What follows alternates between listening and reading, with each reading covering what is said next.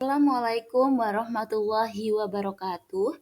Perkenalkan, nama saya Sri Setiawati dengan NIM K762888 dari Program Studi Pendidikan Ekonomi Fakultas Keguruan dan Ilmu Pendidikan Universitas 11 Maret. Baik, di sini saya akan menjelaskan materi tentang proses bisnis dalam bidang pemasaran. Tujuan pembelajaran dari materi ini adalah siswa dapat memahami proses bisnis dalam bidang pemasaran secara menyeluruh pada berbagai jenis usaha. Di dalam bab ini, nantinya kita akan belajar tentang bisnis dan pemasaran dan proses bisnis dan proses pemasaran. Yang pertama ada bisnis dan pemasaran. Bisnis dan pemasaran itu apa? Bisnis merupakan kegiatan yang dilakukan oleh individu dan sekelompok orang yang menciptakan nilai atau value melalui penciptaan barang dan jasa untuk memenuhi kebutuhan masyarakat dan memperoleh keuntungan melalui transaksi. Sedangkan pemasaran merupakan salah satu kegiatan pokok yang perlu dilakukan oleh perusahaan, baik itu perusahaan barang atau jasa dalam upaya untuk mempertahankan kelangsungan hidup usahanya. Hal tersebut disebabkan karena pemasaran merupakan salah satu kegiatan perusahaan di mana secara langsung berhubungan dengan konsumen. Maka kegiatan pemasaran dapat diartikan sebagai kegiatan manusia yang berlangsung dalam kaitannya dengan pasar. Di dalam bisnis dan pemasaran terdapat tujuan pemasaran. Tujuan pemasaran secara umum terbagi menjadi 3. Yang pertama ada promosi produk atau layanan jasa, di mana tujuan yang pertama ini adalah memperkenalkan atau promosi produk yang telah diproduksi kepada para calon konsumen secara umum. Promosi sendiri dapat kita artikan sebagai mengiklankan suatu produk atau merek atau suatu produk atau layanan jasa. Dalam melaksanakan aktivitas promosi, produsen dapat menggunakan banyak media dan dapat disesuaikan dengan kebutuhan serta modal yang dimiliki oleh seorang produsen. Tujuan yang kedua yaitu realisasi target penjualan produk atau layanan jasa.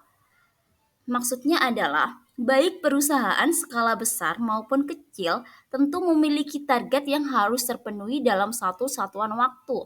Dengan pemasaran yang efektif, maka perusahaan tertentu akan memperoleh penjualan yang maksimal.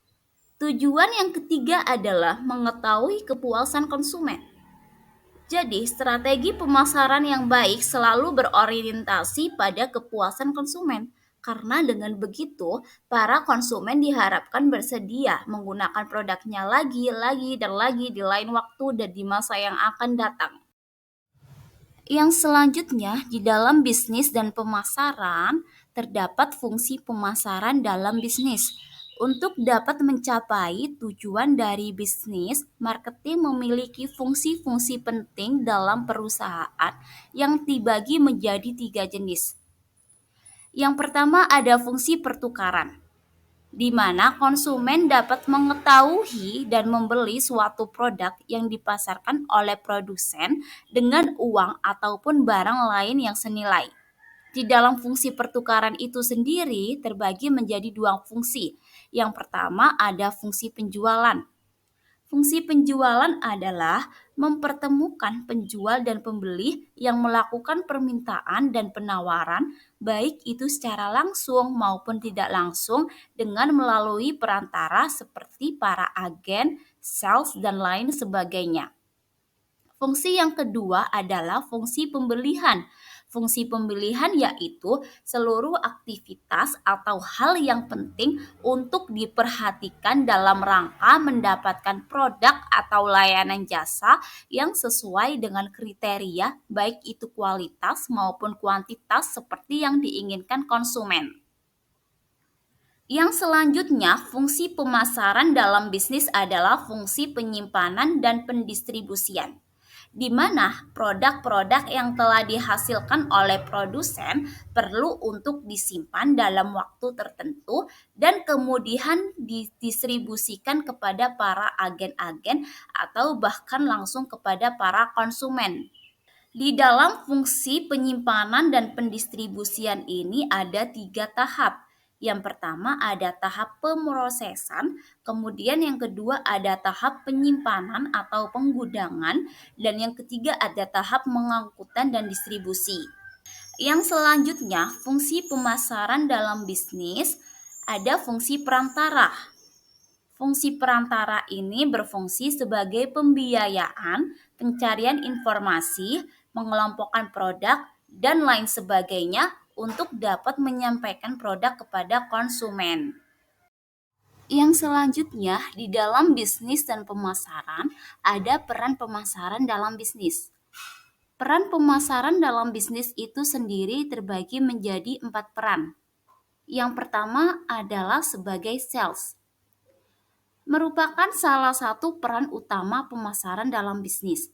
Karena seperti yang kita ketahui, salah satu unsur penting dari sebuah bisnis adalah laba yang didapatkan dari proses penjualan suatu produk atau jasa yang dihasilkan dari bisnis tersebut.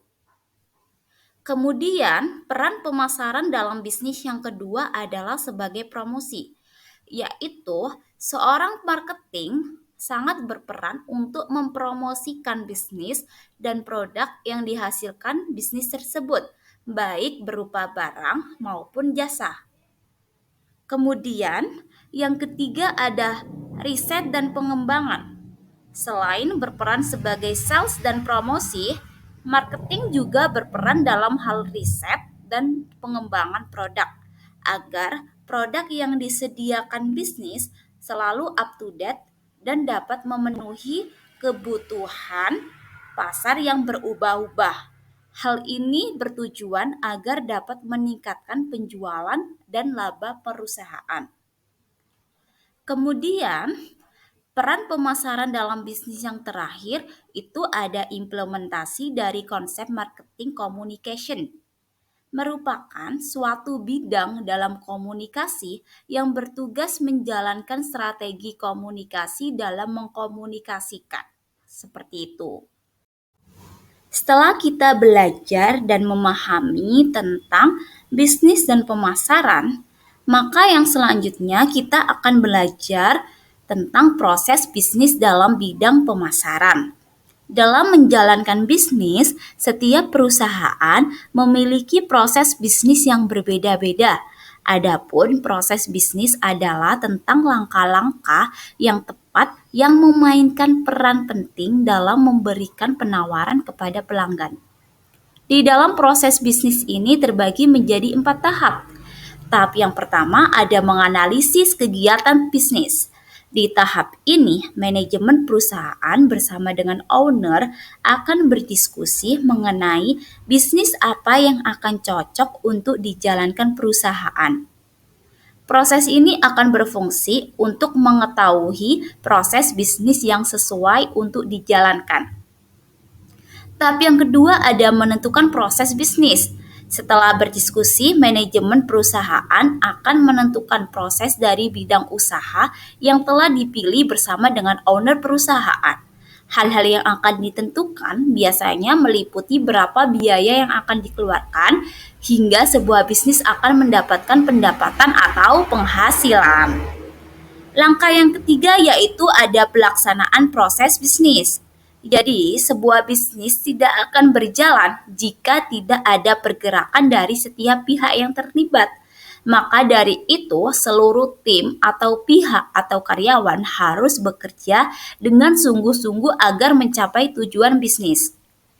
Yang keempat ada evaluasi.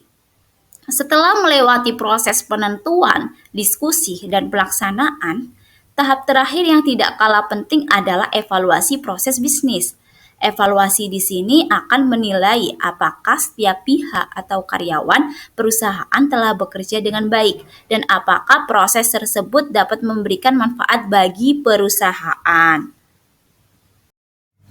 Yang selanjutnya kita akan membahas tentang proses pemasaran. Sebelum kita membahas tentang proses pemasaran, maka kita harus mengetahui terlebih dahulu siapa saja pelaku dalam pemasaran. Nah, pelaku dalam pemasaran terbagi menjadi 3 pelaku. Yang pertama ada pemasar atau marketer, yaitu seseorang yang mencari respon dalam bentuk perhatian, pembelian, dukungan dari pihak lain.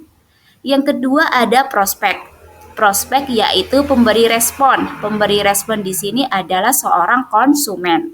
Dan yang ketiga ada pasar. Pasar merupakan tempat di mana membeli dan penjual berkumpul untuk membeli dan menjual barang.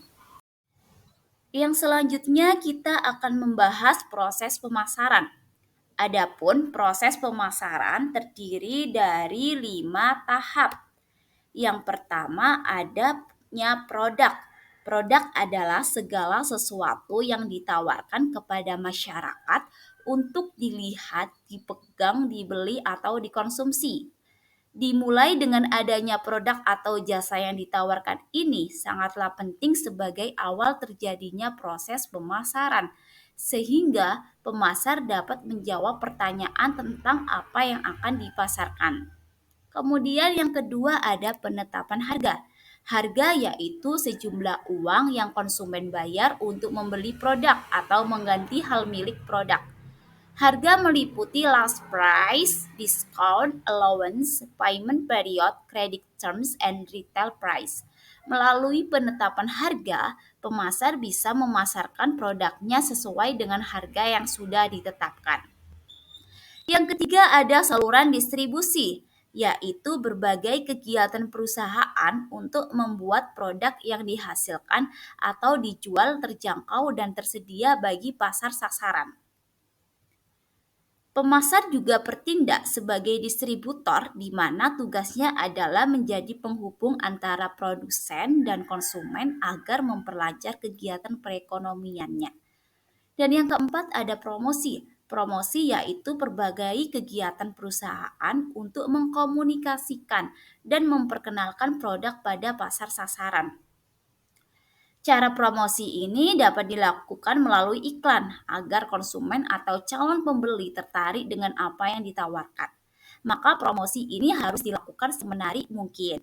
Dan yang terakhir ada pembelian. Setelah promosi dilakukan dan terjadi ketertarikan konsumen, maka yang terjadi adalah pembelian. Sekian video pembelajaran kali ini. Semoga dapat bermanfaat dan dapat dipahami dengan baik. Wassalamualaikum warahmatullahi wabarakatuh.